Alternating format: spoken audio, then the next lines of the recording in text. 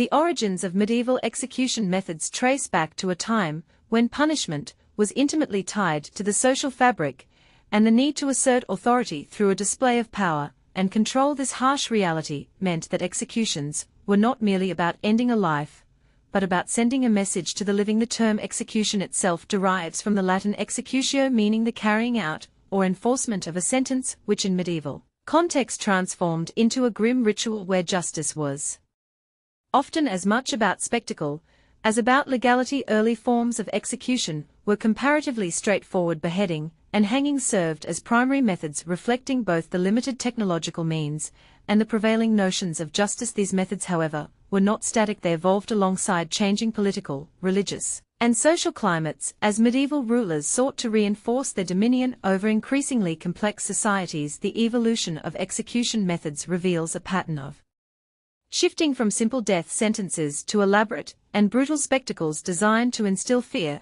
and maintain social order, which in itself speaks volumes about the pervasive brutality of the era. Public executions became a central feature of medieval justice systems. These events were held in marketplaces, town squares, or designated gallows hills, where the populace would gather not just out of curiosity, but out of a grim obligation to witness the enforcement of law and order. The presence of large crowds ensured that the execution served as a deterrent, a warning to those who might contemplate crime or rebellion. The communal nature of these events underscores how execution was a theatrical performance, with the condemned as unwilling actors and the authorities as directors of a narrative about power and punishment. The desire to punish the body, but also the spirit of the condemned, led to the development of increasingly torturous methods. Over time, it was not enough to simply kill the accused. The process had to embody suffering and humiliation, sometimes for hours or even days, thereby transforming execution into a form of torture. The rationale behind this was multifaceted. On one level, it was a means of exacting revenge on offenders. On another, it was believed that such suffering could purify the soul or serve divine justice. And finally, it was an effective psychological weapon against the community at large. The instruments of execution multiplied and diversified across Europe. Influenced by local customs and the theological doctrines of the time, executioners became specialists, wielding tools designed to maximize pain and spectacle. The transition from simple beheadings or hangings to methods like burning at the stake or breaking on the wheel illustrates a grim progression toward brutality. Some of these methods were codified in legal codes, while others emerged from customary practices, but all shared the common goal of reinforcing the authority of the state or church over life and death. It is important to recognize that these methods were not randomly chosen. They reflected the values and fears of medieval society. For example, heresy and witchcraft were punished by burning because fire symbolized purification by divine means, while political treason often warranted the most gruesome deaths. As a warning to others, the medieval period was marked by a complex interplay between justice, religion, and spectacle that made executions a pivotal part of social control.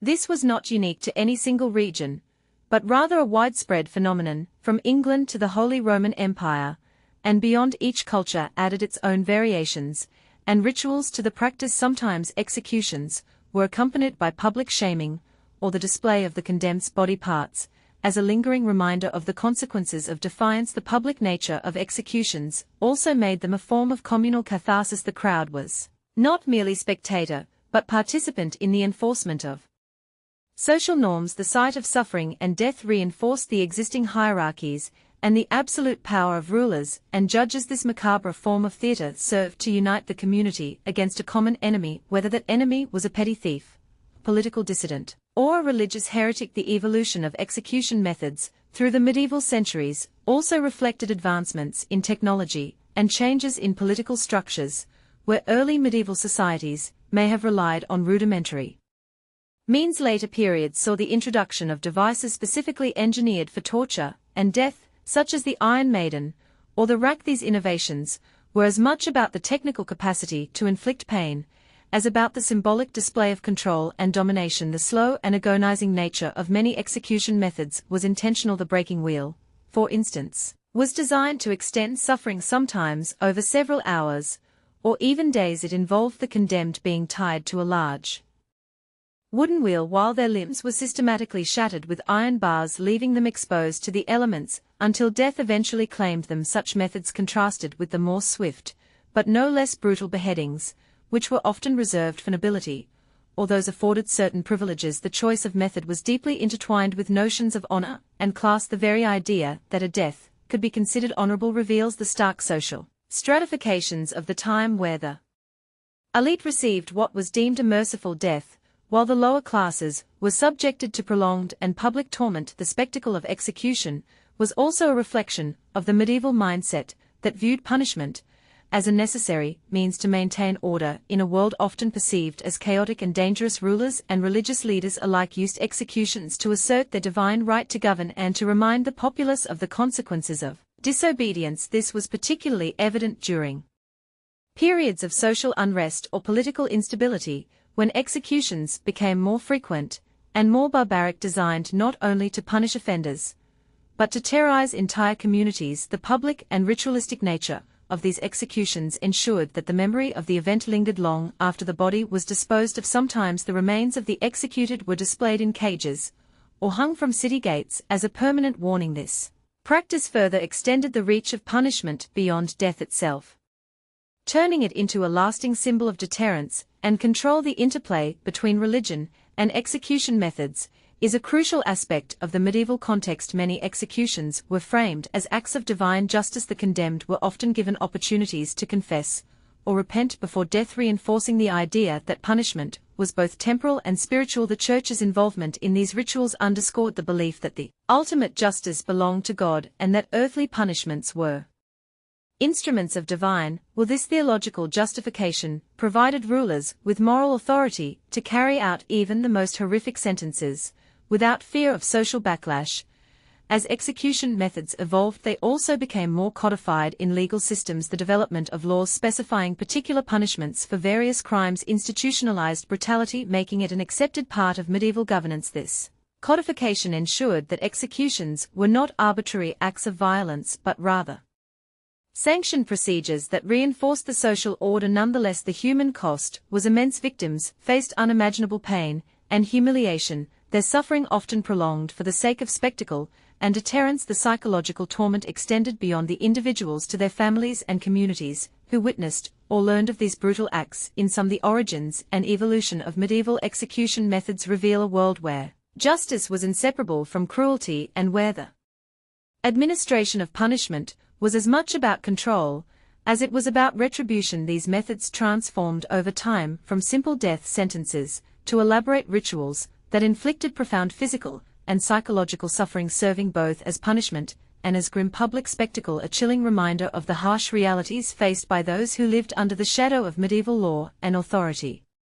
Hanging in the medieval period was one of the most widespread methods of execution employed across Europe, and while it might seem straightforward, its application was anything but uniform. The method was often reserved for common criminals, reflecting societal hierarchies and the perceived gravity of the crime. The variations in hanging techniques reveal a chilling calculus between prolonging suffering and ensuring a swift death. The short drop was a crude form of hanging where the condemned was simply suspended by the neck, often resulting in a slow strangulation that could last several agonizing minutes or even longer. This method maximized pain and fear as the victims struggled helplessly, their face turning purple and eyes bulging in a grotesque display of human fragility. Contrasted with this was the long drop, which emerged later as a more refined technique intended to break the neck and cause immediate unconsciousness, followed quickly by death. The length of the drop was carefully calculated based on the condemned person's weight to prevent the neck from snapping too slowly or accidentally decapitating the victim. This method was considered more merciful, but even then the spectacle remained grim and served its purpose as a deterrent. The executioner's skill was crucial in determining the outcome. A bungled hanging could result in prolonged suffering, which in the eyes of the crowd either reinforced the idea of divine punishment or sparked sympathy for the condemned. Beheading occupied a distinctly different place in the hierarchy of execution methods. Often regarded as a more honorable death, it was frequently reserved for nobility and those of higher social standing. The act itself was swift. An axe or sword wielded by a skilled executioner could sever the head in a single stroke, but this too was fraught with uncertainty, for a poorly aimed blow could result in multiple strikes, prolonging agony. The symbolism behind beheading was potent. It was seen as a clean and dignified way to die, preserving some semblance